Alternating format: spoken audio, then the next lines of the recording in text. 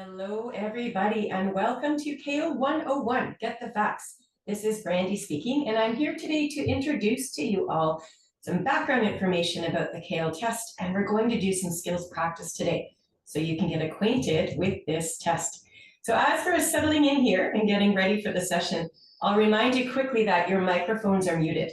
So we will use the chat box to communicate throughout today's session. If you do have any questions about CAEL, please put your questions into the chat box and I will do my best to answer them. If there are any tech issues, if all of a sudden you can't hear the sound, for example, please let me know right away. If it's an issue with my system here, I'll fix it if I can. But if it's your own personal computer, we recommend that you log out of Zoom and log right back in again. And that should reset your system and fix most of the glitches that might arise. Hopefully that won't happen, but it's nice to have some troubleshooting advice as we get started here. Now you can certainly take notes if you wish, or take screenshots of any slides you find useful, but do know that within the next 24 hours, we are going to be emailing you with 3 different links that will help you continue to study on your own. So the first link will take you to a survey, and that part is completely optional. If you want to give feedback, of course, you're more than welcome to do so. The second link is going to take you to a pack of study notes that will summarize the important strategies we are discussing today. And last but not least, you'll get a link that will take you to a recorded version of the CAEL webinar, this particular webinar. So do keep an eye. If you cannot stay for the entire 90 minutes of today's session, by clicking on this link in the email, you will be able to watch later on and catch up on anything that you might have missed. So this is me. My name is Brandy, and I am an online instructor for the CAEL test.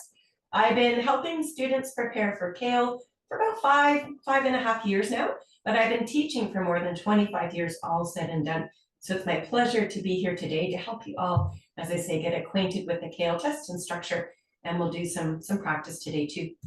Now, before I forget, I will mention that when it comes time for you to actually register for the CAEL test, there is an academic success bundle that is available.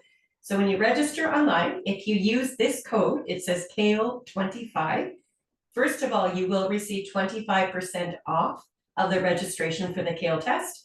And you're also going to receive a wealth of free study materials to help you practice. So all of these materials listed here, you'll get 5 free practice tests.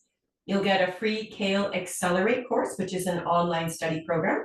There's also a free CAEL Focus course that will help you study. And last but not least, an item called the Practice Test Plus.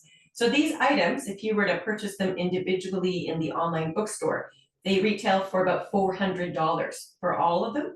But again, with this CAEL Academic Success Bundle, when you register for the test, you will receive these products for free to simply help you study and prepare. So I'm going to talk a little bit about our path to success, and I want to know a little bit more about your own goals for CAEL and your academic studies.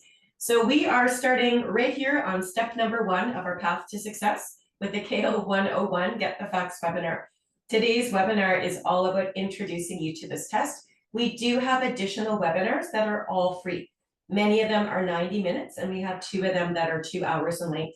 So I would recommend that you take the free webinars first, because they will walk you through all parts of the test. You'll be able to do some test practice with an instructor, take up your answers and ask your questions. So very good introduction to this test. After you've taken the webinars, we recommend you move to step 2, which are the sample tests. There are 2 of them on our website for free. So go to cael.ca and you'll find the test there. You can do the practice test at your leisure. You can pick and choose which questions you want to answer in that particular study session. But before you do the real test, I strongly recommend that you try the entire practice test from start to finish in one sitting, so that you'll know what it's like to sit for the actual test. After you've taken the free practice test, you can certainly move on to step 3 here, which is the CAEL Prep bookstore. And we do offer a lot of other study products. I mentioned that academic success bundle earlier, and there are additional materials there. So at the end of today's session, I'll quickly run down the other materials if you're interested. And last but not least, at some point, it is going to be test day. So we sincerely hope you've taken enough time for yourselves to prepare. We want you to feel confident and rested so that you can register. Now, what's the plan? Let me know in the Zoom chat box if you've got a test booked, Or maybe you're here today just to learn about CAEL. So let me know in the Zoom chat what your goals are. And that's going to help me help you in today's session to adequately prepare. So go ahead and type those in as I'm introducing our agenda, and we'll move on. So here's what we're going to do today for the next 85 minutes. I'm going to start off by introducing the basics to you about what CAEL is all about and why people would choose to write the CAEL. After that, and that's more of an introduction, we're going to spend a little bit of time talking about how this test is scored, and then also right into the test format. So you will be assessed for speaking, reading, listening, and writing. And I'm going to share with you some actual test questions from a past CAEL test, I should say. And we're going to do these questions together. So again, you'll have a good taste of what the CAEL test is all about. And last but not least, I will run down our prep materials in the bookstore. All right, so here we go. Ready or not? And again, remember to ask your questions in the Zoom chat if you've got any. So we call this test the CAEL, and we spell it this way because each letter, it represents a word. It's an acronym. So the full title of this test is actually the Canadian Academic English Language. So the Canadian academic part are really important. What this test is going to do, its primary purpose, would be to assess your language skills and your readiness to proceed on to study at a Canadian university or college. That was the primary reason why this test was created in the first place.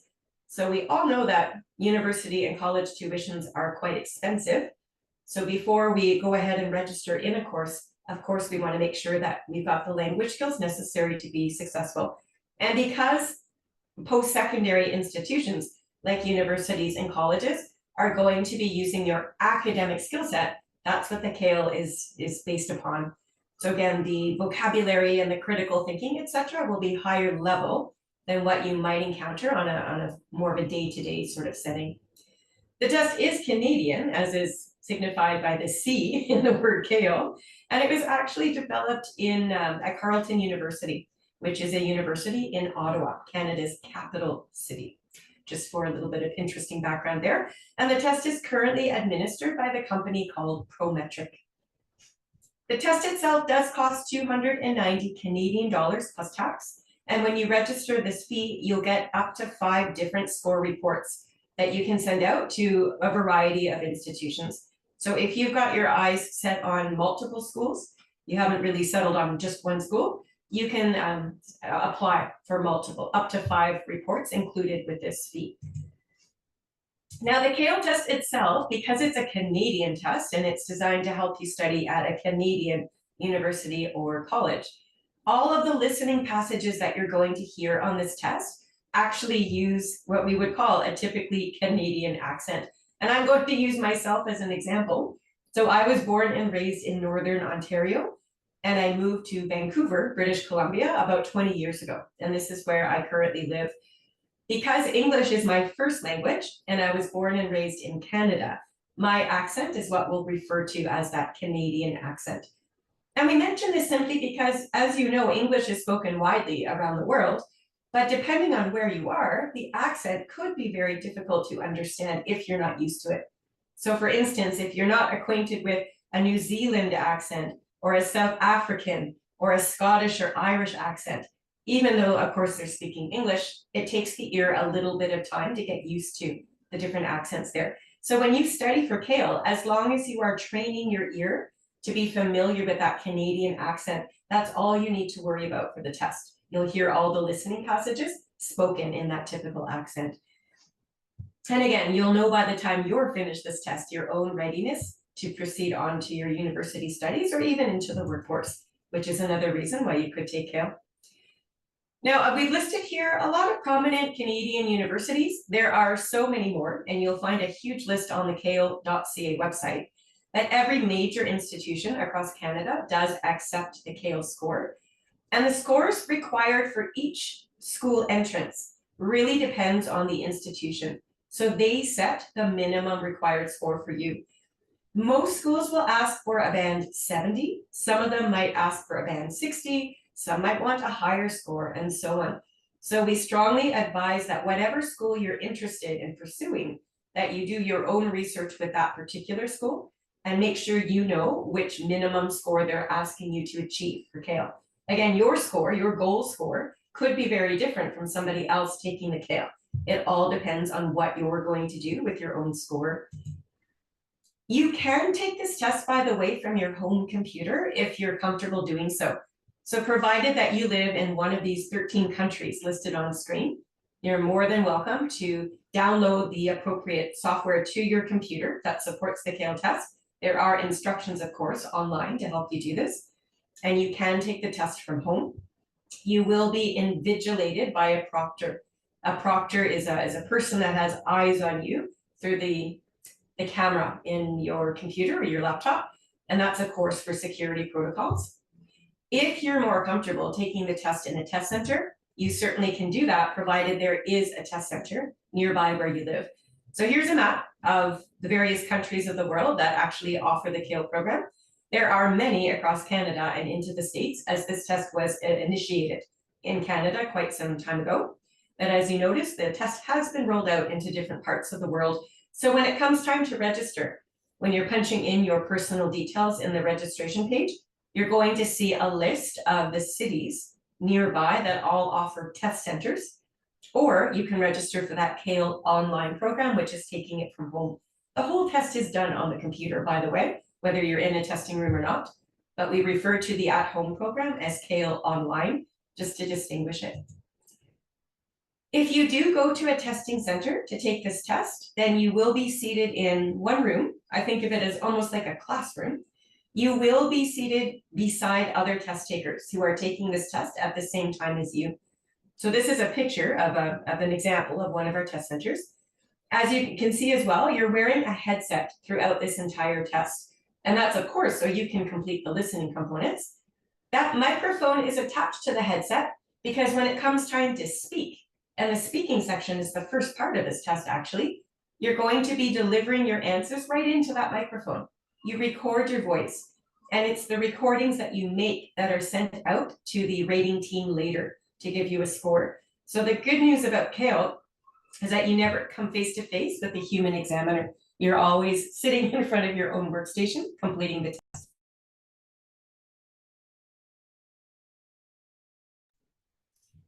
You'll notice as well that there are privacy shields that are designed to just focus you on your own screen. You can imagine your computer and such in front of you here, and you shouldn't be bothered by the other people in the testing room. You are wearing those headsets, so they do act to muffle the background noise in the computer room. Now, when it comes time to register, this is how you do it. You'll make your way to the cael.ca homepage. And of course, using the ribbon or the menu options at the top, you're going to choose the option that says Take CAEL. It's going to open up this little choice selection here at the bottom.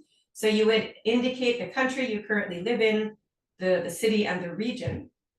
And it's going to pull up if you're interested in taking the test again, either in a testing room or on your home computer. You still need to reserve a time. So you're going to see all of the available times. Those green buttons there towards the right of the screen, they all show availability.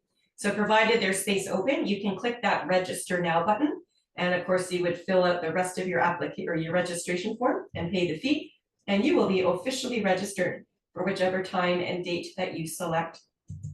And again, the good news about CAEL is that it is finished in one sitting. It takes the average test taker about 3 hours to complete, so it is like a major exam, but you can have up to 3.5 hours if you need it, right? So again, you don't have to come back later on for a separate speaking interview. You finish the whole thing in one sitting. So that's the good news there.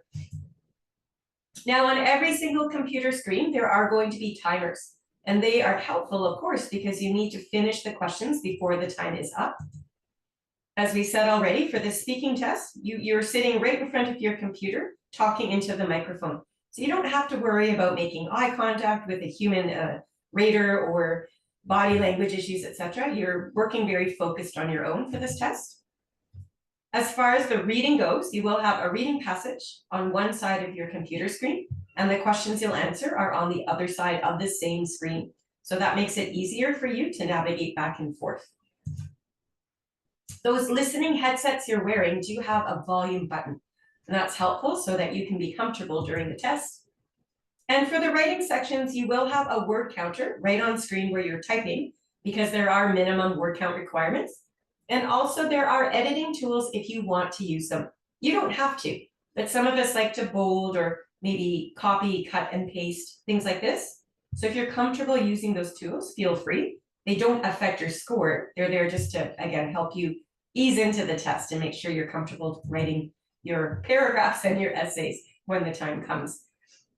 Now, right on the CAEL.ca website as well, towards the bottom end of the Take CAEL drop-down options, you're going to see the FAQ section.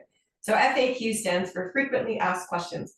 If you do have a question about the CAEL test, please look here first. Chances are somebody else has already asked it, and we've got all the answers on screen for you to review. If you still have questions, of course you can email us, but the FAQ section is probably the easiest and fastest way to find the information you're likely seeking. Now, this test is what we call integrated. And integrated means you are combining the different language skills together to both understand meaning and produce meaning. So these icons represent those 4 language elements that you will be assessed upon. So at the top, you'll notice there we've got a reading book. Beside that is a headset for listening. Below that, you've got your writing for keyboard, and then the microphone on the bottom left is for speaking. So the first part of your test, you're actually just speaking. That's the only part where you've got one skill employed. All other parts of the CAEL test are going to start combining or integrating these skills together. So for instance, in one section, you'll be reading a passage, and then you'll be asked to speak about something you've learned. So you're combining or integrating those 2 elements. Later on, when you're writing your essay, that's in CAEL Part 4, you'll be first of all reading and answering questions on a passage, listening to a lecture and answering questions, and then you'll be asked to write a short essay based on what you've learned. So again, this is a more academic skills focus where you're taking information, connecting it together and rephrasing it in your own words. These are skills that you would need to use to be successful at an academic post-secondary institution. Now, the good news too about CAEL is it's a language test, and yes, you need to study to develop your academic skills, but you do not have to have background knowledge on any of the topics on the test. So anything that you read about or listen to are going to come from either an arts or a science-based background. So here's a short list just of some example topics that you might encounter on a CAEL test. So you might be reading something about architecture, for instance, and then later for the listening, maybe that one is all about engineering and so on. So it will be a pretty good mix between your arts and your science-based backgrounds. Again, you don't have to have the background knowledge. All of the answers on this test will come from your understanding of what you're reading about and listening to, etc. So as long as your language skills are strong enough to understand, you will be able to formulate your answers quite well. Now again, because CAEL was initially designed to allow students to enter into their first-year programs at university or college, the activities covered on this test represent or reflect that daily experience there at school. So the core activities that you will be assessed upon are represented in these pictures as well. So in the top left corner, you notice a fellow there with a stack of books. I guess we don't use books so much anymore, but you get the point. There will be reading. You will be reading some about 8 paragraph passages or so on this test, because at school you'll be assigned quite a bit of reading, and it's your ability, or you'll need to have the ability to understand your main ideas and your specific details and respond to questions being asked upon that. Right below him, you'll notice a woman with a laptop open and she's taking notes. So quite often at a university or college, you'll have to research. You'll have to synthesize, take information from multiple sources and put them together to actually write out some sort of a report or an essay with your thoughts. So again, some of these activities on the CAEL test reflect these important skills that you will be demonstrating at university. Over on the right-hand side, you'll notice a giant lecture hall. You can imagine a professor standing at the front of this class talking to all the students, and it's the students' job to listen and take notes. And the notes, of course, that we take are going to be used to help us study or perhaps contribute to our assignments, etc. So these are what we call core academic activities. You'll need to use them at university or college. So the CAEL test includes these type of activities on a much smaller scale. as you're doing these reading activities in 20 minutes and so on. And again, it gives you really good, authentic practice for what lies ahead. There are also supporting activities as well. So again, whether you're taking this test for school or even in the workforce, because there are different employers that will require an academic, or sorry, a language proficiency score from you. They just need to know that you've got the ability to communicate and be successful. So just imagine what these activities are here pictured. So in the top left, you see a group of people. They could be students, they could be coworkers. They look like they're on a coffee break. But when we're meeting with a group of people, we often will listen to what each other is talking about, and then we'll respond in kind. Sometimes we ask questions, sometimes we answer, and so on. So again, your listening skills are so important, and your ability to formulate answers to those questions are equally important. Right below that, you notice it could be, say, an academic advisor counseling a student. It could be a manager giving feedback to an employee, for instance, either way. But again, so much of listening, responding, formulating ideas is at hand here. It's a much more casual setting, yes, than a classroom, but you're still going to need these language skills to be successful. On the right-hand side, you can imagine either perhaps a teacher's assistant giving instructions to a group of students about what to do on an assignment, or again, it could be a workplace meeting where you're sitting there as an employee, maybe even taking notes on the minutes. So again, lots and lots of integrating of all of our language skills to both understand meaning and produce meaning too. So that's the CAEL test in a nutshell, reflecting your real world experience in the workforce or at the post-secondary institutions. The good news is too, before we talk about scoring, there are scholarships available for people that write the CAEL test, a total of $30,000 Canadian, which is fantastic. We all know how expensive schooling can be. So any amount of money will help you pursue your goals there. So the scholarship winner, the grand prize, is $15,000. That's going to go to one person. And then there are two runner-up prizes. The second place person gets $10,000 Canadian, and the third runner-up gets $5,000 Canadian. All right, and then there are, of course, always rules as far as who's eligible to apply. You'll find them at the link here. This is not a clickable link, but when you're searching, you can go to the cael.ca website and just type in /scholarships, and it will give you more details. But do know that you must have taken the CAEL test and achieved at least a band 60 for your score. You also have to have applied to a college or university, been accepted, and also accepted their offer to study before you're eligible to receive the scholarship money. A short essay is also part of the application package, as you need to be aware.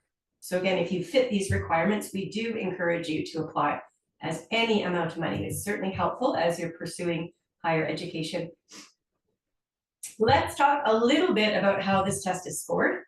So as I said earlier, you will, with your registration fee, receive 5 free included score reports. So if you are applying to multiple institutions, you can do so. If you need more reports, let's say you need a 6 score report, that's where they start to cost $20 each for each subsequent report that you need. And these are going to be mailed on your behalf to the school that you indicated on the registration form. As most schools, universities, colleges do accept or do need that hard copy paperwork to complete their applications. So again, they will be mailed on your behalf. You don't need to worry about that. You just need to fill in the form so we know where to mail these reports once they're ready. The scores themselves, you will receive an individual score in all 4 of those language elements. So you will get a score for speaking, for reading, for listening, and for writing. And then those 4 individual scores are going to be averaged together. And the average score, the sort of like the total score, if you will, is the one that is going to be sent away to the institution. So you're aware of that. It's common for people to score a little bit differently on each skill. It just depends what your own strengths or weaknesses are. And that's where the advantage of averaging those scores out is helpful. You might do, say, you receive a band 70 in 3 of the areas and a band 60 in the 4th. And when we average the scores, having that one lower score is not going to drag the average down overly much. So again, the average is, I think it's quite helpful. But it is that average or total score that is sent out to those institutions for them to consider you.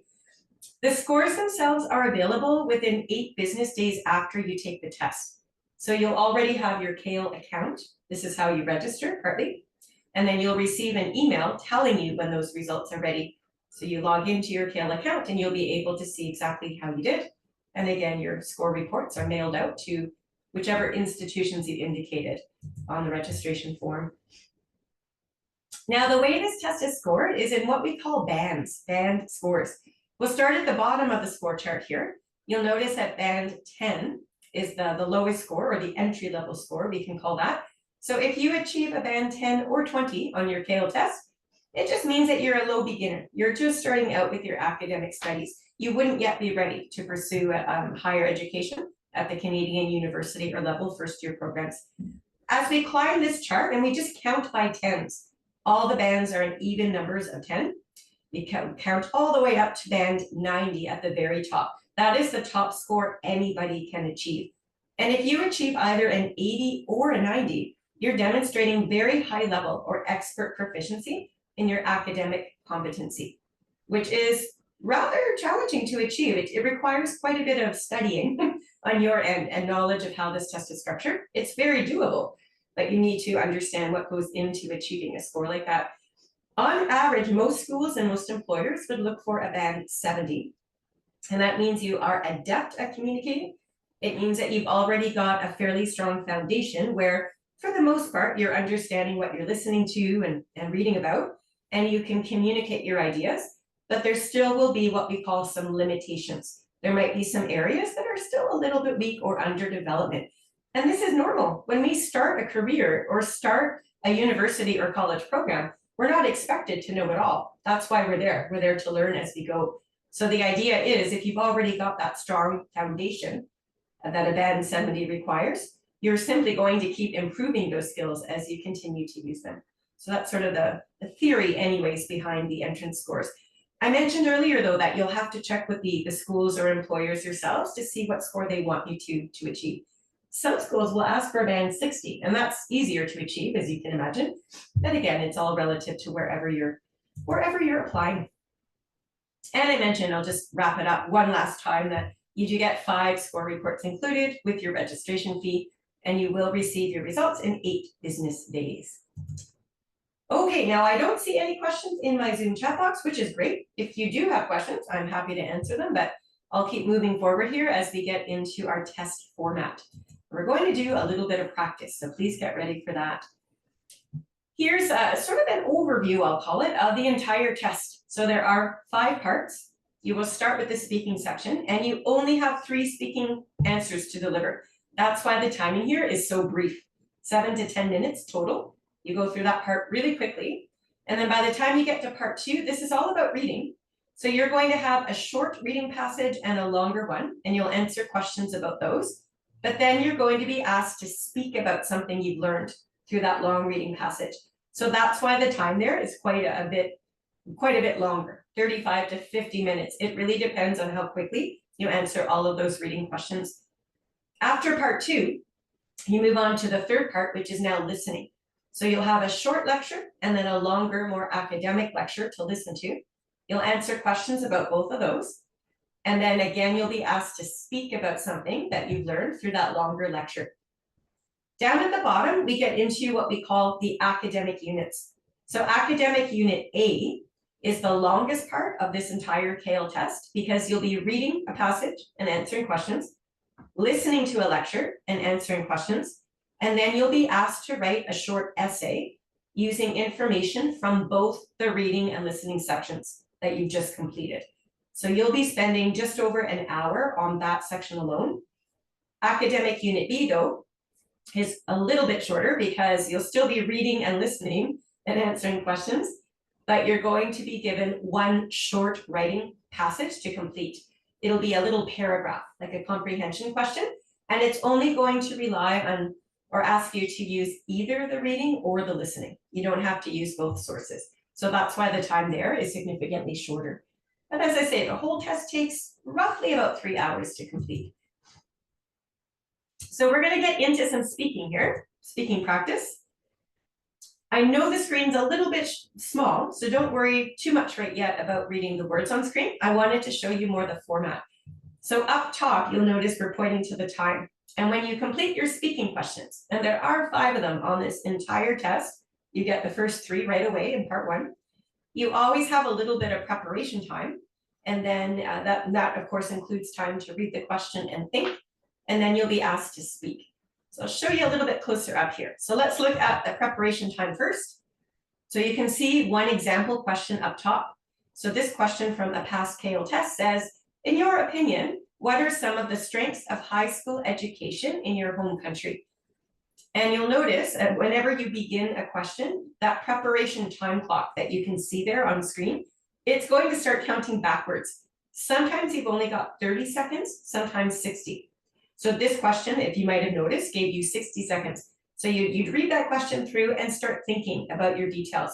You're more than welcome to take notes. You are given paper and pen right in the testing room to do that. So whatever ideas come to mind, it's handy to write those down, I think, because you'll have your notes in front of you when it comes time to speak. So after this prep time clock reaches 0, let's just imagine it's gone ahead and hit 0. You're going to be asked to speak. You'll hear a recorded voice through the headset say to you, start speaking now. At which point, again, you deliver your answer. The timer at the top tells you how many seconds you have to speak for. It can be anywhere from 60 seconds to 90 seconds to 2 minutes. This blue bar that you see edging across the screen is the timer though when you're recording. So when that blue bar gets almost to the very end, like it's about here, that's when you want to start wrapping up your answer. Because the moment time is up, right about here, the microphone is going to shut off. And if you're still talking, you will get cut off in the middle of your sentence. So we ask that you keep an eye on that timer and try to finish the main points you're delivering before that happens. When you speak as well, you'll notice that little gray bar there. It's bouncing gently up and down over the icon of the microphone. And that's reassuring to you that the microphone is correctly registering your voice. You know it's working well, and later on when your recordings are sent out, there should be no trouble hearing what you had to say. Anyway, you'll notice too a next button on just about every computer screen throughout this CAEL test. So some of you, as you practice quite a bit, you'll get really fast at answering these questions. For the speaking section, you won't be clicking next because you've only got usually 30 to 60 seconds to prepare and a short speaking time. But on other parts of your test, like the reading section and the listening section, if you finish answering all of the questions early and there's still time left on the timer, you're most welcome to click next and just move yourself forward to the next test section, rather than sit there and wait for that timer to count back. It just saves you time overall, but you need to be aware that there's no back button. So once you click next, you're moving forward. There's no opportunity to go back and change anything. And you also don't get to carry with you any of the extra time. So if you click next with, say, 1 minute left on the timer, you don't get to add that to the next screen. Every single section begins with its own preset number of minutes for the test. So we'll look at a couple of practice speaking questions here today. On part 1 of CAEL, you're going to do what's called independent speaking. And we call it independent because you're only speaking. You're not using any of those other skills like listening or reading or writing. So those first 3 questions, the first 2, I guess, are going to ask you specifically about yourself. And if you look at our practice test, you're going to notice the pattern that most of these questions deal with your educational experiences. So my strong recommendation to each of you before you take the test is to simply review your own high school and university experiences. Anything at all that relates to education would be fine to come into this test having those ideas or details fresh in your mind. The more precise and interesting and detailed your answers are, the better your score is going to be. So that's a huge tip. The third question rather on that part 1 is going to give you a visual, sort of like a graph, and I'll show you one example coming up. So your job there is to look at the graph and explain what's happening and make some conclusions about it. So that's your part 1 covered. Later on in part 2 and 3, you're going to integrate your speaking. So remember, when you are reading in part 2, you will be asked to speak about what you've learned there. And you must use the information right from the reading passage as you formulate your answer. That's how you get the best score on the test. Likewise with part 3, when you're listening. You've answered questions on the lecture, sure, but now it's a matter of using what you've learned to deliver this 2-minute speech, answering a question based upon that. And that's why it's called integrated speaking, because you're using multiple language elements there. Anyway, here's a sample question. We won't dwell too much on it. I'll leave these with you to study at home. But this one is from part 1, speaking. And you can see up top, the timer gives you 30 seconds to read this first question, as it's quite short. And when it comes time to speak, you will be speaking for 60 seconds. And once you begin practicing at home, I think you develop your own rhythm and routine. I would say on average, most of us would have time to include about 3 main points and then support those points with lots of specific examples and details. That should take you to 60 seconds comfortably and fill that time effectively with plenty of interesting thoughts. So this sample question, this was again a real question from a past test. It asks, what do you want to study at university and why? So the first part of this question is rather easy. You simply need to pick a topic, for me, it would be English because I'm an English teacher. Perhaps some of you are going into veterinary medicine, or perhaps you're wanting to be an immigration consultant. I don't know, but you would need to pick a field of study that interests you. And then that's the easy part, of course. And then you have about 30 seconds to think about why that would be an interesting field to study. My advice to you as well is to recognize that maybe someone taking the CAEL test isn't actually planning to go to university. Maybe you're one of the applicants who's taking CAEL because you want to go to work right now. If that's the case, you're going to have to adapt your answer so it actually does answer the test question. And that's easy to do. So if you're taking the test for work purposes, just use whatever career field you're pursuing, but just phrase it as if you're going to university instead of work. I think that's relatively easy. You can still identify the subject that you're interested in and give reasons why you would want to pursue it. And that would answer the question quite effectively. Here's a sample of that visual question I mentioned earlier. So this one looks like a line graph. You must do 3 things to be successful. So I'll quickly outline this. And again, this is a great one for you to come back later and practice on your own. At the very top of this graph, and you are given 60 seconds, by the way, to look it over and familiarize yourself with it. The very top of this graph gives a summary statement.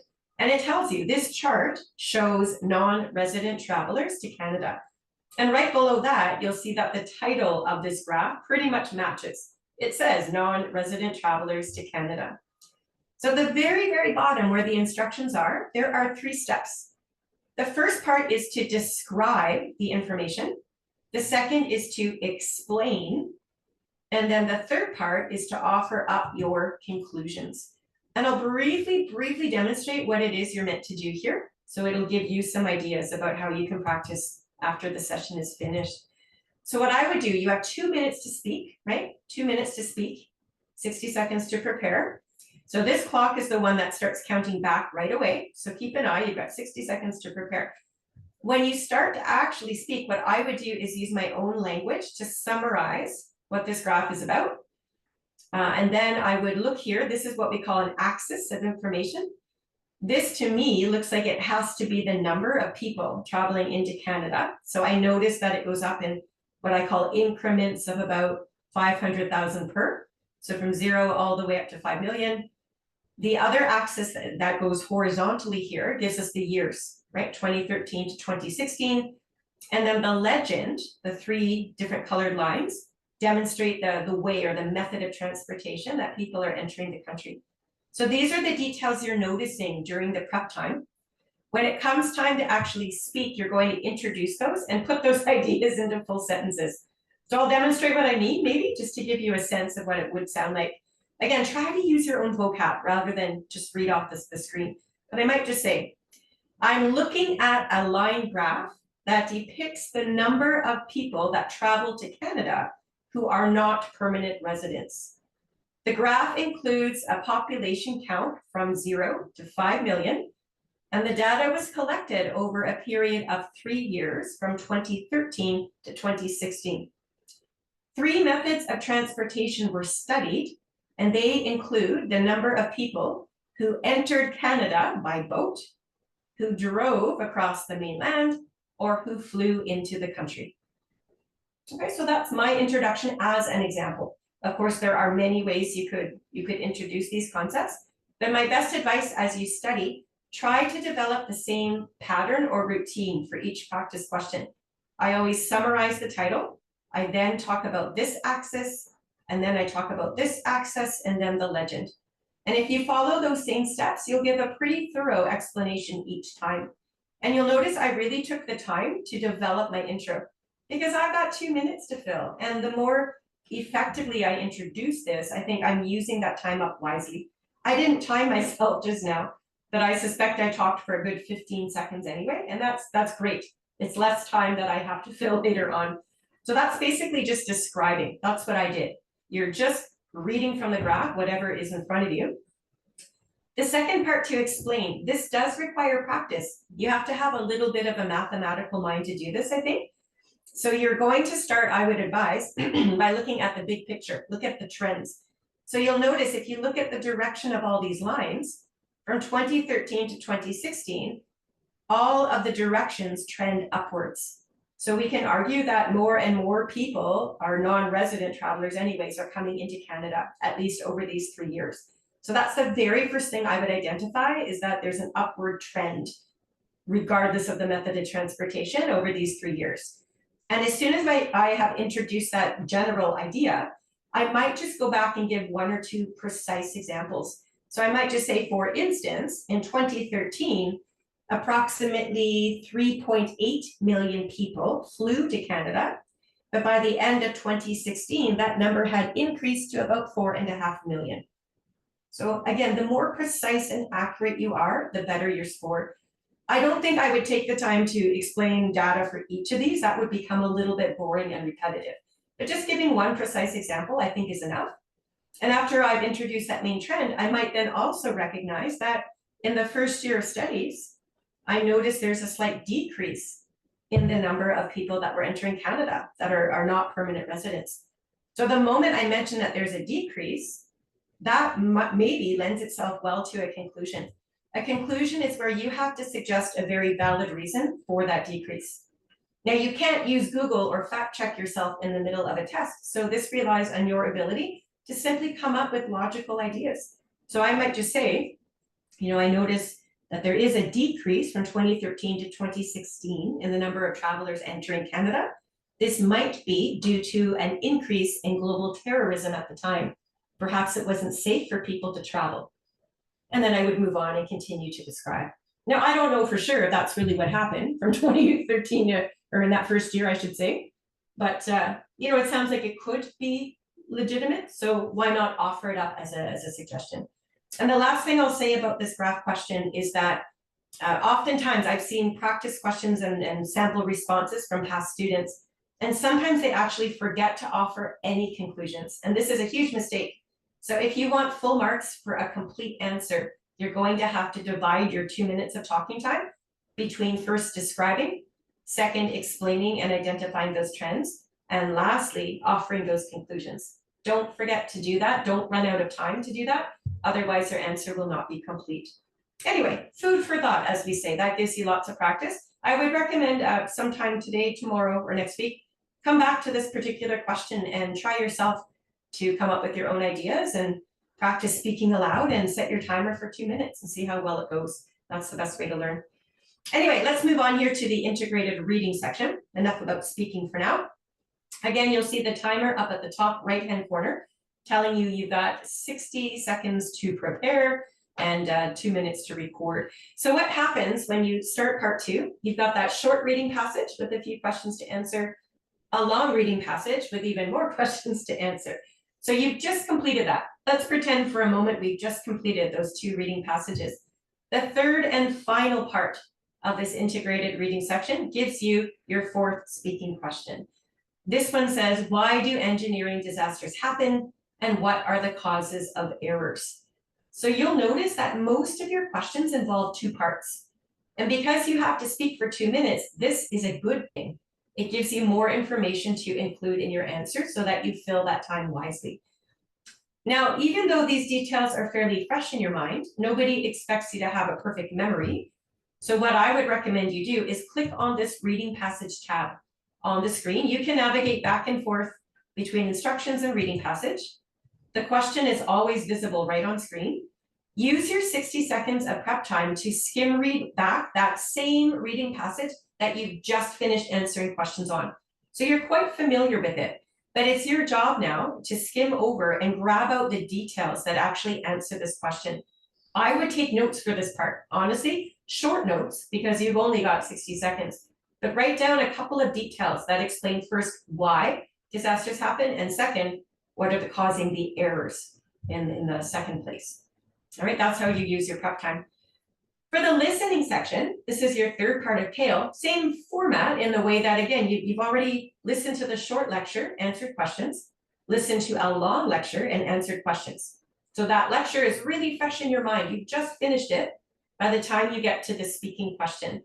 So this speaking question you can read says, what are economic models and how do they help us understand the economy? So again, two different parts. I guess we have to define models first and then explain how they help. So once again, nobody expects you to have a perfect memory, even though the details are fairly fresh. What you can do and should do is click on that lecture notes tab there on the left-hand side. The computer is going to offer for you a summarized outline of the most important notes that were the most important points rather that were included as you were listening. So by looking through those summarized points, it should be enough to jog your memory. You're going to have to take those points and talk about them in complete sentences to answer both sides of this question. Again, it takes a lot of practice, but this is a perfect example of that academic skill set where you're summarizing and paraphrasing information in your own words while connecting the ideas back to answer the precise questions on the test. Again, skills that you would be using at a university setting and in the workforce too, for that matter. So that's a little bit about your reading and listening as far as integrated time goes. So just to recap, remember you do have preparation time for both of those speaking questions, for all of the speaking questions. It is short, yes, but when you know how to use your prep time wisely, it's going to be achievable for you. So the first thing, of course, we do during the prep time is to read the question. Make sure you understand what it is you're going to be talking about. For those CAEL Part 1 questions about yourself and the graph, you're simply either talking about yourself or working through that graph. But as far as those last two questions about the reading and listening goes, you will need to use some of your prep time to review the sources. And that's where you're going to pull out the strongest details with academic vocabulary that you're going to use as you speak. So I would write those down. Always write your notes using the same words that you're actually going to speak aloud. So it's simply a matter of reading off of your note paper. So try to make your words sound very academic and high level, and organize yourself. That's my last tip for your note taking. Whatever order you're going to present these ideas, write them down in that same order from top to bottom so you can follow your notes quite easily. Again, during the recording time, and remember you will be speaking anywhere from 60 seconds to 90 seconds to 2 minutes, regardless of how short or long your answer is. The very first thing we say always has to introduce the topic that we'll be speaking to. So you're really focusing your attention on what the question is asking you to respond to. And again, you're going to be developing your response. You pretty much give a main point. This is the structure. Again, if it's that question about what do you want to study at university and why, well, the first thing you say is you identify the subject. That's your introduction. And then within that 60 seconds, you should be able to come up with at least 2, if not 3 reasons why you'd want to study there. So when you give the one reason, you then support that with specific details. Give a few examples. And then you give your second reason with some details and examples. Possibly, probably a third main reason with details and examples. Keep an eye on your time and just speak until the timer is up, but don't ramble on. We want whatever you say to be relevant. And then when there's about 6 or 7 seconds left, it's nice to give a conclusion. So for that question about what you want to study and why, maybe you leave a comment about your future. Maybe you just say, I'm so excited to begin my academic studies, and leave it at that. So now it sounds wrapped up and you've got no more to say. So again, practice, practice, practice at home, but very achievable to follow these steps once you've done them enough times. Anyway, we're going to move on to do some reading practice now. And we'll see how that goes. So in part 2 of your CAEL test, you have a short reading passage first. It's very quick, only about 5.5 minutes total. You'll be reading through a passage and answering roughly 3 questions on that. And even though the topic is going to be academic, yes, it's still going to be structured a little bit less formally than your longer passage that follows. So you might be reading, maybe it's a set of instructions from a class teacher telling the students what they need to do, for instance. The long reading, you'll have 3 or 4 of those, I guess, throughout the entire CAEL test. So the long reading passage is just that, it's longer. It's probably going to be 7 or 8 paragraphs anyway. It's going to take you 20 minutes, or they give you 20 minutes to read over that passage and then answer roughly 11 questions or so based upon that. So same structure for short and long, it's just that you've got more questions and more time to complete that longer passage. And the passage you're reading through is much more academic in scope. So if you could imagine being assigned by a teacher to read a chapter out of a textbook, or in these days an online module, then that's sort of the idea. But again, on the CAEL test, you'll have about eight paragraphs or so, give or take, as you do need to work through that material within 20 minutes. The questions you'll be asked to answer, whether it's a short or long reading passage, are going to fall into one of these 3 categories. So this first example here is general meaning questions. And a very good example here would be, what is the main idea of this reading passage? So quite often we're being asked sort of these big, broad scoped questions where you likely will have to look at larger chunks of the reading passage, sometimes several paragraphs, sometimes maybe half of a paragraph, but you're gathering details from a large portion of that reading passage to answer the questions. The second type of question would be specific information. So these would be particular details. Think of those 5 W's, the who, what, where, when, why of the situation. So if the question is asking you about the name of a technological device, for instance, your eyes would be scanning over the reading passage until you find that device's name. And then you should find the details close by in the reading passage that will help you answer the question.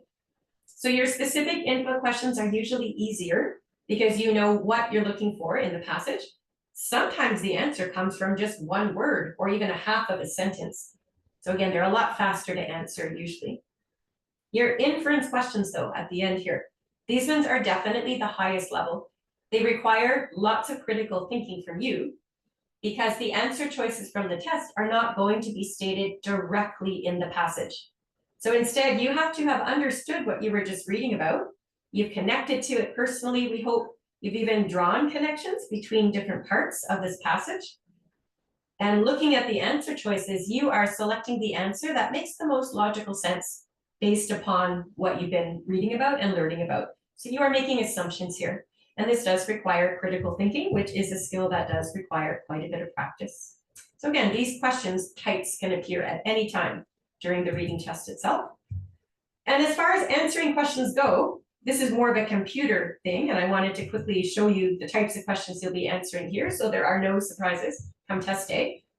Most of your questions and answers will be very typical multiple choice, like you're seeing here. You have the question up top, 4 answers to select between, and you click, of course, in the bullet beside the answer you feel to be correct. Sometimes you're going to be asked for more than one answer. So you'll notice the question up top specifies you need to choose 3 answers. You have to have all 3 answers selected correctly to earn the point towards this question. So every single question you answer correctly, you get 1 point, and it's the computer that's going to score you. Notice as well for these multiple choice, multiple answer questions, you have 5 choices to select between. And instead of having those round bulleted points that you normally see for typical multiple choice, we've got little squares instead. So if you notice that little detail, it's just a reminder to you that more than one answer is necessary. And the question will always tell you how many. Sometimes you're only asked to choose 2, sometimes 3. So you must follow your instructions, otherwise you will not get the point for that particular answer. Occasionally, you'll get a fill in the blank. So you see that white box there? It looks to me like we're trying to find a percentage of engineering failures. So when you're looking back over the reading passage, when you find the number or that percentage, you would simply click with your mouse inside that white box and enter the number with your keyboard. So that's pretty straightforward. Sometimes this is asking for a number, so that's pretty easy, I think. Sometimes though, the fill in the blank will ask you for a particular number of words. It might just say write 2 words or write 3 words from the passage.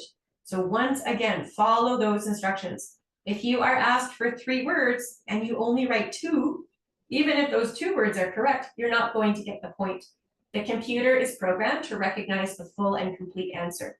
So once again, it's all a matter of following instructions. And yes, spelling counts. If you find the right words, but you don't spell them correctly, the computer will not recognize that. And again, you will not get the point. So at the academic level, we are expected to have these fundamental skills of being able to read and follow instructions and spell the words, especially as we're copying them down right from the passage. Really, really important to do that.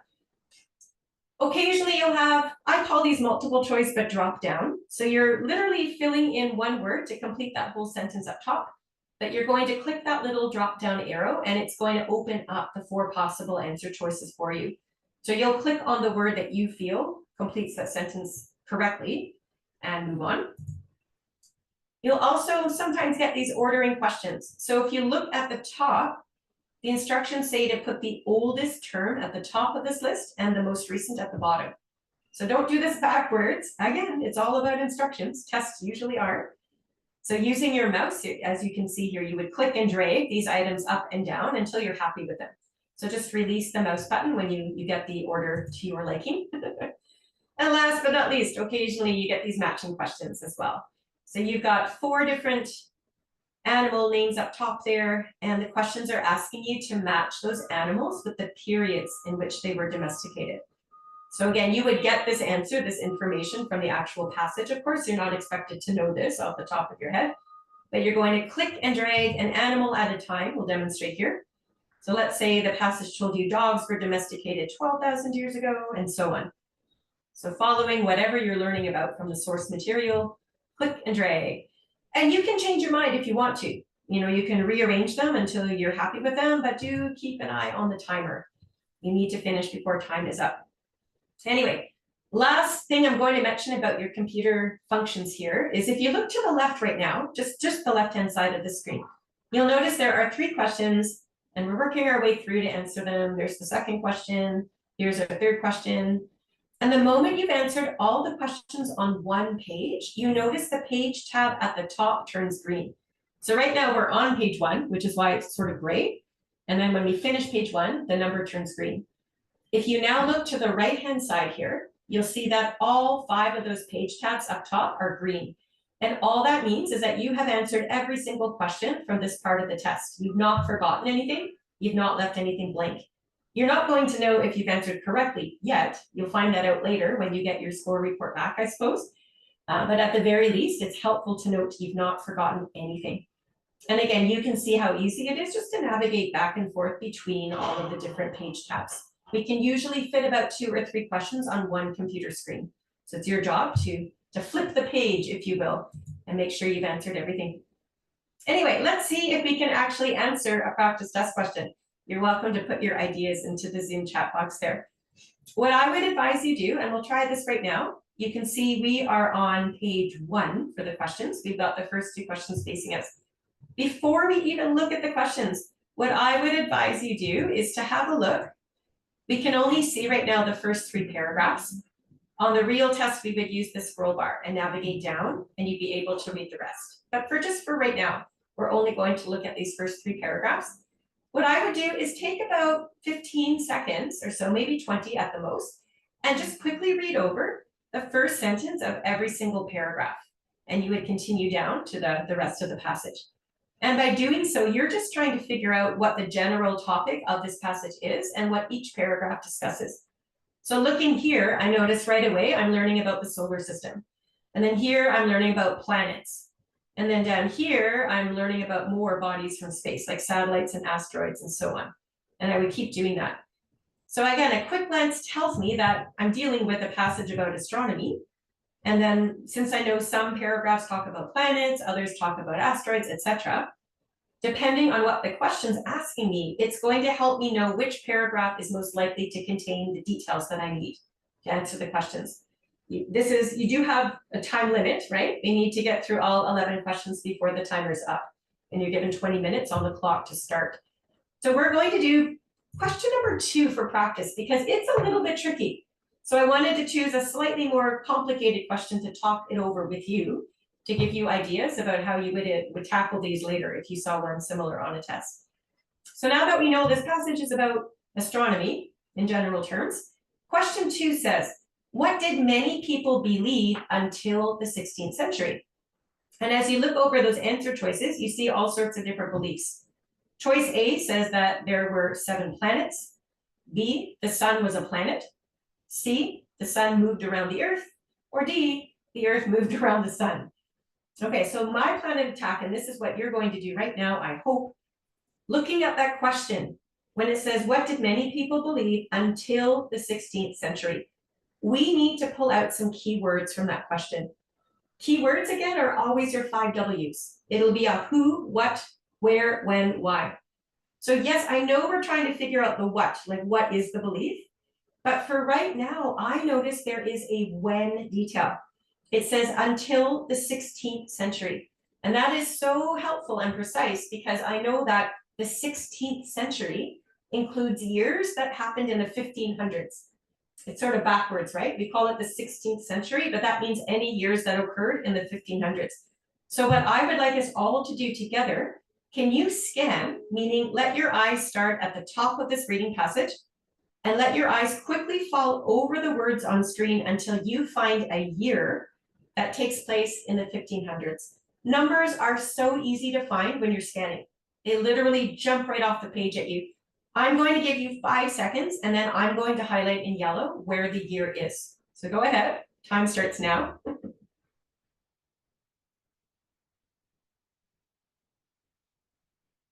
And that's about how fast I want you to do that. Now you cannot highlight your own computer screens on the real test, but I've highlighted these sentences because it's helpful as we're all examining. So you'll notice smack dab in the middle of where I've highlighted is the year 1543. You'll notice we're on question 2, and the answer seems to appear towards the top, and that's normal. Most of these questions follow roughly the same order as the passage. So I'm not surprised at all that we're finding details here close to the top of the reading passage.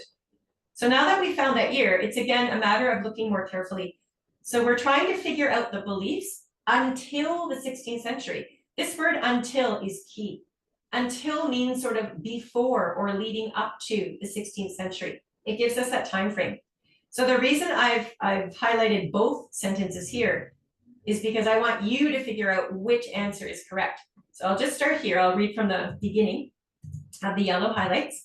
It says, for the longest time, Earth was believed to be the center of the universe, a geocentric system, geo meaning Earth. In 1543, Nicholas Copernicus stated that the Earth actually revolved around the sun. So we've got 2 very opposite ideas happening. And when you look back at the answer choices, choices C and D maybe can both be mentioned there, right? The sun moved around the earth or the earth moved around the sun. Both of those beliefs were just mentioned in that yellow highlighted section. They're opposite ideas though, so we have to read a little bit more carefully and figure out which of those 2 beliefs occurred up until the 16th century, meaning in the years leading up to. What happened first? What was the earliest belief? I'm going to give you about 10 seconds to reread that to yourself. Let me know in the Zoom chat which of the 2 answers is correct.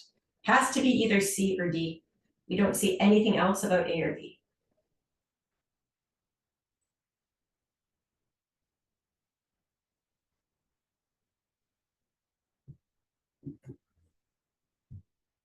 You've got it. This is the right answer. The sun moved around the earth. And the reason we know that, once again, says for the longest time, Earth was believed to be the center of the universe. So if the Earth is the center of the universe, well, the sun had to have moved around it. So that's what happened first. That's what happened until the 16th century. And then it was sort of after the year 1543. From this point forward, Nicholas Copernicus, who is this famous astronomer, that's when he discovered that the Earth actually revolved around the sun. So yes, this is true for today. The Earth, we know, does move around the sun. And Copernicus did state that, right, in the reading passage. But this is not the belief that people held on to in the years leading up to the 16th century. It's the earlier belief, this one, the sun moved around the Earth. They felt that the Earth was the center. So again, it's just a matter of reading with a lot more focus and detail. There is quite often a lot of step-by-step logical thinking as you are dealing with more academic passages. Because again, the answer choices are worded in a way that they're not directly stated in the passage. You have to make that conclusion yourself. So hopefully the strategy I've just demonstrated is helpful for you. So to recap, again, we figured to look for the year first because of the 16th century mentioned in the question. And as soon as we found that year, we read those few sentences right around it. Using logic or reasoning, we concluded that, oh, the sun moved around the earth. That's what people thought leading up to the 16th century until Copernicus set it straight. So that is your reading skill. Anyway, let's move on here to some listening. Just like in the reading sections, you do have 2 listening passages to deal with. The first one is a short listening. And by short, I mean very short. You're going to hear probably a teacher or a guest speaker talking to the students. And the lecture itself will be about 2 minutes in length. So it's still going to be based upon education to a degree, but in a much more, not quite as formal of a setting. What happens before the speaker even talks, though, and you listen to the recorded lecture through your headset, before it even plays, you will be given 30 seconds to preview the questions and answer choices. So you've only got 3 questions. Use those 30 seconds to read the question, read the answer choices, and your job is to figure out the keywords. So what is each question asking you to listen for? And again, I do like to look at the answer choices because sometimes you'll hear those keywords mentioned when the speaker's talking.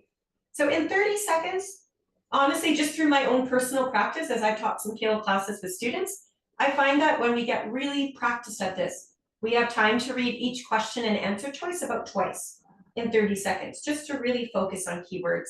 Again, the keywords are those 5 W's. Who, what, where, when, why. Figure out what to listen for.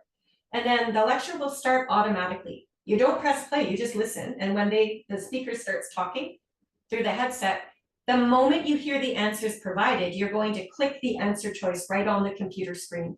It's a little bit of multitasking.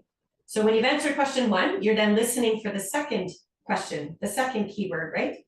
When you hear that mentioned, you answer the question and so on. So if you could answer all 3 questions while the speaker's talking, that's amazing. You're done. You don't have to worry about anything else. You are still given 60 seconds at the end of the lecture, though, to review your answers. So just double check you're happy with them and they make sense. You cannot listen to the lecture again. It only plays once. So this is the biggest challenge with listening. If you've missed a question somewhere, you're going to have to, again, do your best to guess the right answer. Sometimes if you miss a question, you can still gather details from the other questions you did answer well. And that will help you narrow down your answer choices. And even if you have to guess, you're making a more educated guess. So that's your short listening. The whole thing is done in about 5.5 minutes flat. It's quite quick. Right after that, you do the same thing, but with a longer passage, and it will be more academic. So you're going to hear the lecturer, probably the professor in a university classroom, talking to you for approximately 5 minutes. It's a little bit more than twice as long as that short listening passage. So as such, before the lecture plays, and you do have many more questions, you'll have around 11, you're going to be given this time about 2.5 minutes to read over your questions and your answer choices. Again, as we practiced in class with my own students, just from personal experience, I do find that we usually have time to read all 11 questions and answer choices about twice. I like to read them first the first time with focused attention on keywords. The second time I skim a bit more quickly, just to remind myself what those keywords are. So use that time wisely. You now know what to listen for. As the speaker's talking, again, you're answering as many questions as you can. The questions will follow roughly the same order as the lecture. So if you miss one, please just skip it for now and continue on in live time. You know, if you're sitting there waiting for an answer that never comes, you're going to miss out on the rest of the lecture. So answer what you can during the speech. At the very end, you will be given 3 full minutes to review. So again, you can't listen again, but go back and review your answers. If you've missed 1 or 2, you've got a bit more time to think it through based on information from other questions you've answered. Answer something, even if you have to guess, because you will not lose marks if you're wrong. If you leave it blank, though, there's no chance to earn a point. And every single point is going to help ease your score higher towards the top of that score chart. Anyway, the same questions, I won't go through these again. These are the exact same questions that you would encounter on the reading test. So reading and listening both will assess your ability to answer general meaning, specific information, and inference type questions. So to that end, why don't we do a little bit of practice? just to cap off our skill studies for today. So you notice at the top of the right-hand side of the screen, we are on page number 2. We are looking at question 2. That's the one I'd like to answer. So imagine we've got our 2.5 minutes to preview all of the questions and answers. So question 2 says, which of the following is true about the domestication of dogs? And then you would read your answer choices. Is it A, dogs were domesticated as a result of reciprocal advantage? You can see how high level the vocab is, right? This is academic and this is normal for the CAEL test. Choice B, dogs were first used to hunt in the Middle East. Choice C, dogs were common among pastoral nomads. A nomad, by the way, is somebody that doesn't have a fixed address. Pastoral would indicate sort of rural, roaming around in nature, if you will, setting up camp. Last but not least, D, dogs were related with the invention of the wheel. So 4 very different ideas about dogs being domesticated. And when we say domesticated, we mean that we're taming them. They're no longer wild. That's what that word means. So I'm going to play for you now just an excerpt, a portion of this 5-minute speech. We won't listen to the whole thing, but at some point in this little section I'm playing for you, you are going to hear some of these keywords and you hopefully can answer the question. And my biggest hint here is that quite often the exact wording used in the question and answer choices will be paraphrased in the speech. So you might not hear these exact words, but you will hear ideas, vocabulary that means the same. And this is another element of what it means to have academic skills. We do need to be able to match meaning quite quickly in an academic context. So I'll play this for you now and we'll see if you can answer the question. Here we go. Unlike animals that primarily serve as food sources, dogs may have had a different path of domestication. The most modern view holds that dogs were domesticated naturally through the mutual benefits of a partnership in hunting. Humans and wolves hunted the same prey. Wolves could spot the prey easily and harass the prey continuously. Human intellect and weapons meant more efficient hunting and more meat from hunting activities and possibly some scraps for the wolves. Humans would not mind tamer and less aggressive animals around. Naturally, tamer species would stay with humans, while more aggressive and more successful animals would stay wild. And so on. So we've sort of faded it out there. I'm going to give you about 10 seconds to consider these choices. And then I will help you out. This one's a tough one, by the way. And again, I like to do the tough ones with you in session here so we can talk about them together.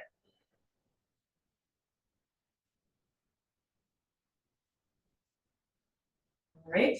So again, you would have hopefully clicked when you heard the speaker give you the information. I'm going to share with you the transcript.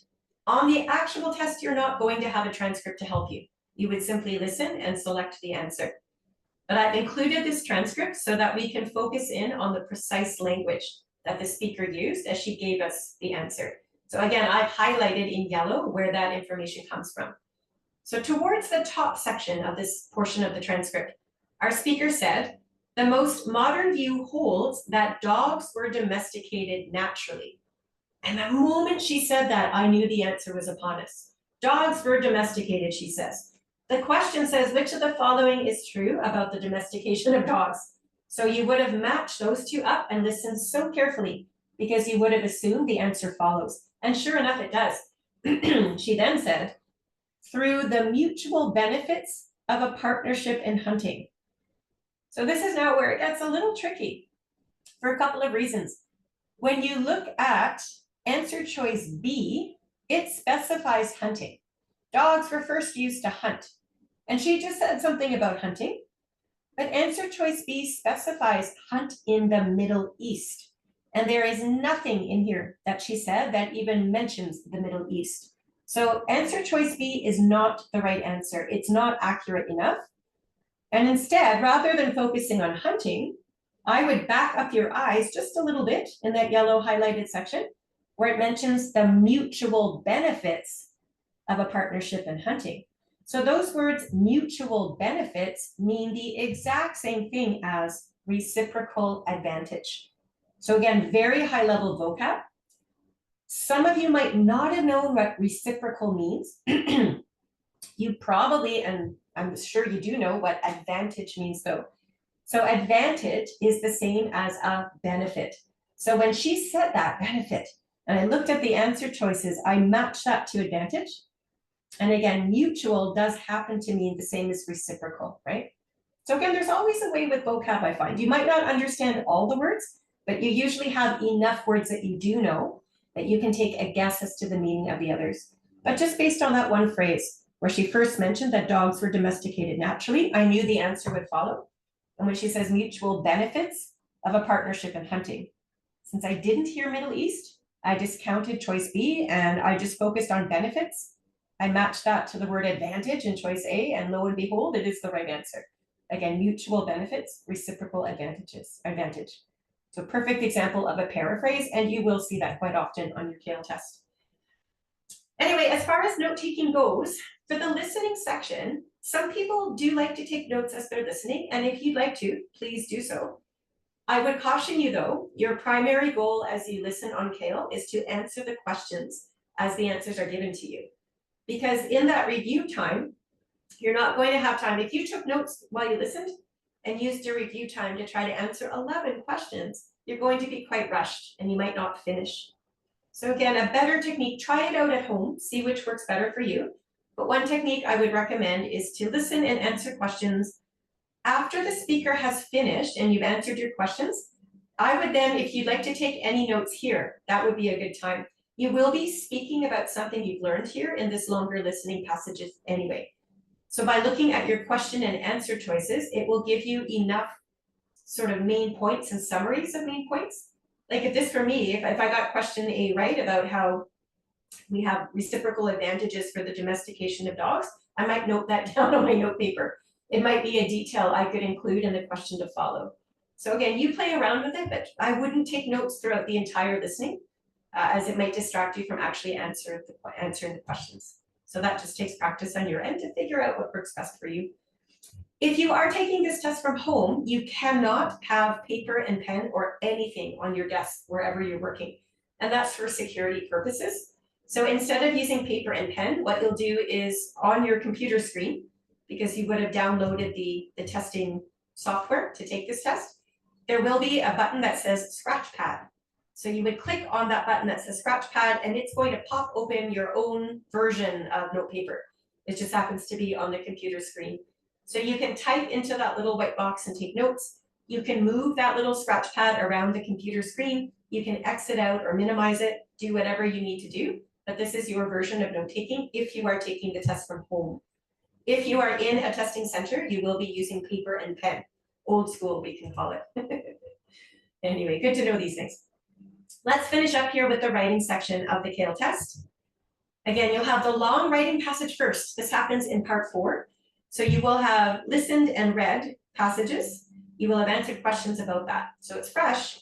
You will then be asked to write a multi-paragraph essay, or sorry, essay basically, passage. I would say 3 paragraphs, possibly 4, is very achievable within the 35-minute time frame. There is a word count minimum, so at least 250 words. If you've got time to write more than that and your answers make sense, then please do so. There is no maximum word count. But in 35 minutes, 3-4 paragraphs, 250 words, that's pretty much an average time, I would say, in length. You must use ideas from both the reading and lecture to formulate your answers. The short writing passage at the end is similar in structure. You're still reading and listening first, but you're only going to be asked to use either the reading or lecture notes. You're given 10 minutes only, but you have to write 100 words. It's like a little paragraph, maybe 7 or 8 hair-size sentences, I would say. So likely a comprehension question about the material. And I'll show you a couple examples just so you know. So here is your part 4. This is the long writing section. You'll notice up top, we are on the instructions tab. And all of those bulleted points tell you pretty much what we just discussed about how many words and how long you have, all that sort of thing. The question, I'll just read it out to you in case it's too small for you. The question says this: should scientists go back and reanalyze established conclusions and facts, or should we spend time on new questions and new research instead? Explain your position. build an argument, and provide support. So if you look right below the question in that white space, that's where you're typing your answer. And somebody has started, they've said, I believe that. And we've got a word counter right above that on screen that shows 3 words have been entered.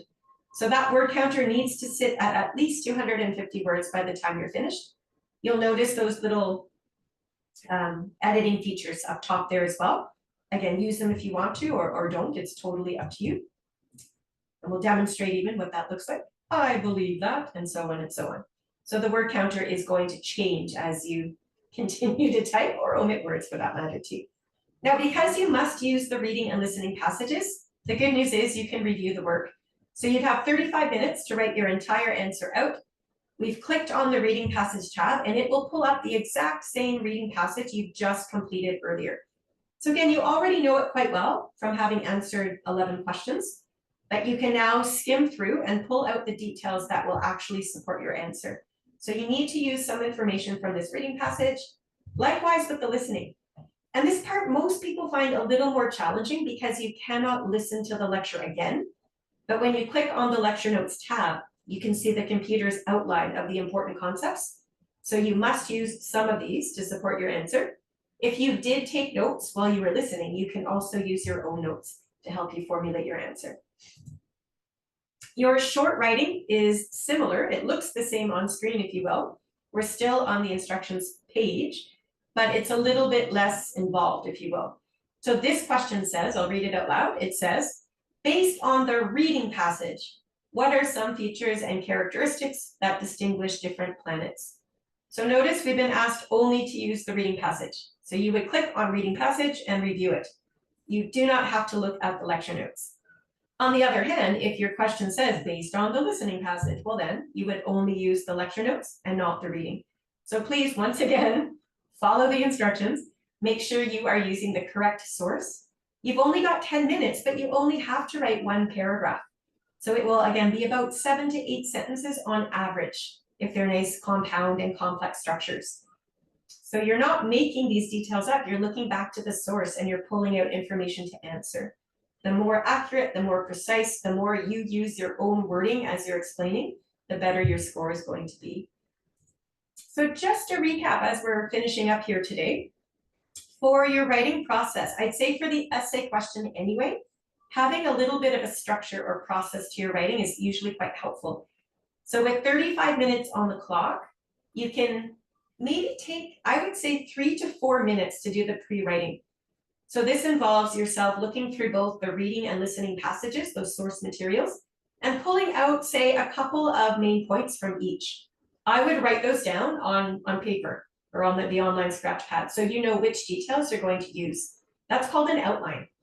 So by now, you should have determined how many paragraphs you're going to be writing.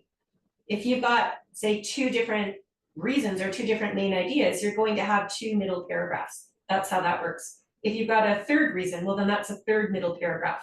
And you'll always have your introduction and your short conclusion too. So again, the pre-writing is designed so that you know roughly how long or how many paragraphs you'll be writing and what the main idea of each of those paragraphs is and which details you're using. So do that. Again, about 4 minutes should be good there. Most of your time, clearly, is going to be spent on step 2, which is writing the entire essay into the computer screen. So in your first paragraph, your introduction for the CAEL test, honestly, the introductory paragraph can be 2 sentences. I would give 1 sentence just to hook the attention of my reader and introduce the broad topic. And then in my 2nd sentence there, I would actually pick my position from the question. Whatever my opinion is that I'm trying to support, you have to state that very, very clearly. And then again, your middle paragraphs go into all of the specific details. And this is where you're taking those details that you've noted in the pre-writing and you're organizing them into sentence structure. Your very last paragraph is your conclusion. And again, on CAEL, it's not expected to be long and complicated. A couple or 3 sentences at the most to more or less summarize or restate whatever your opinion or position was that you were supporting. Use different wording though, so you're not repeating. But sort of restate your position, summarize your main thought. I like to leave any essay with a prediction for the future, if it makes sense to do that. So again, if you're talking about the benefit of reanalyzing past theories, talk, maybe a final statement there would be showing enthusiasm for all how understanding the past will help us shape the future or something. Come up with some sort of prediction or nod to the future. Good way to end. Step 3 here is reviewing, and it's wise for you, if you can, to leave yourself a good 3 minutes of time anyway on your clock. This is where you get to proofread. So read it from beginning to end, whatever you've written there. Double check all of your spelling, grammar, and punctuation is correct. Fix the mistakes you find. Look for things like sentence structure. If you've got all sorts of short, simple sentences, those are not ideal in an academic test. You will score better if you can connect those short ideas together to create more complex structures. So you can do that now as you're reviewing your work. Notably too, look at your ideas and answers. You know, if you've only got one detail from the source material, that's not enough. And you will have to add in a couple more at this stage of the game in order to really complete your answer. So whatever you need to do to really improve upon and polish your work, the reviewing stage is integral to doing that to help your score out. So 35 minutes. You won't have time to follow this outline for your short writing, the 10-minute paragraph. Maybe take 30 seconds there just to figure out which details you're going to use and write. I would still save a good 30 seconds to read it through at the end though. Proofreading is so important. So don't forget that important step. Anyway, let's wrap it up here. So with some prep materials, I mentioned earlier when we started today about our academic success bundle. So I'll remind you one last time that when you register for the official CAEL test, use this code CAEL25 to receive a 25% discount off of the registration, and you will receive $400 worth of free study products, a variety there mentioned. It's a really good deal, so I hope you take advantage.